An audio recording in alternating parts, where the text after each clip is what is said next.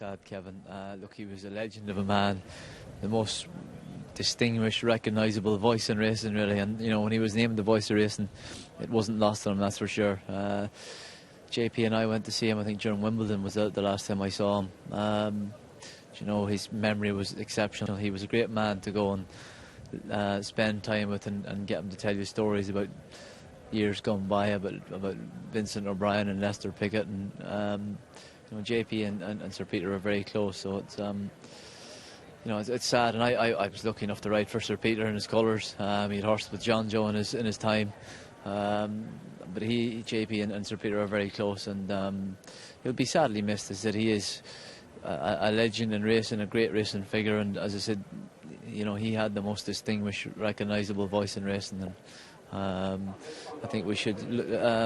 It's a sad day, but you know, one of the funniest things he said to JP and I a few months ago when we went to see him, he said, you know, I'm 97 now. He said, if I was a dog, you'd put me down. You know, and he laughing, but you know, his mind was exceptional, and I tell you, a great man to spend time with. And his enthusiasm and his passion for the game was so strong until he passed away. Oh, he watched racing there. He had the channels all in his house, in his home. He obviously had spent a little time in hospital, but he was back home.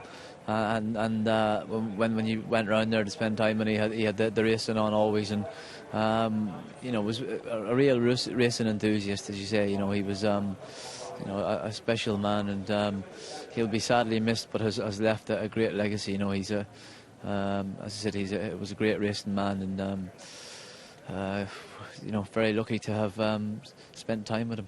We all grew up in the year of Sir Peter O'Sullivan, the BBC commentaries, and that's what kind of our first all memories of watching racing, isn't it, Sir Peter O'Sullivan? Yeah, very much so. And you know, you listen to some of the races that, you know, that he commented on. You know, if you listen to the famous races like the Dawn Run race, you know, will you ever forget it? You know, and he made those races that bit more special.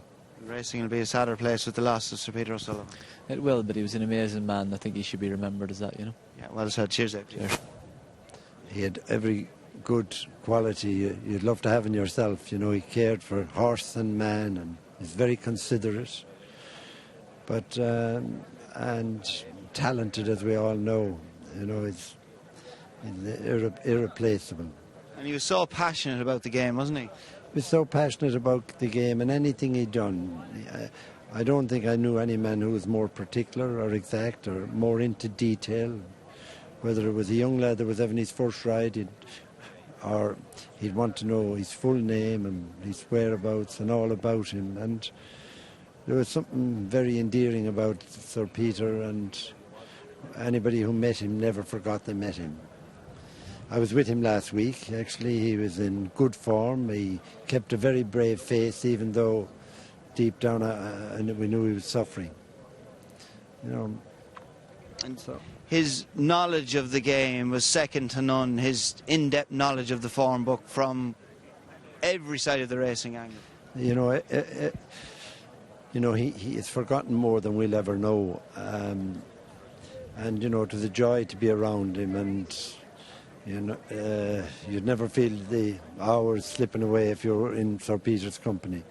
And he really loved his racing in France as well. Obviously, his close association with the Marchese de Moritalia, and he very rarely missed an arc day. Yeah, you know, he missed the last one, but before that, I believe he'd driven to every arc, he used to tell me. So, you know, he'll be missed everywhere. JP, thanks for having a word. Okay, Kevin.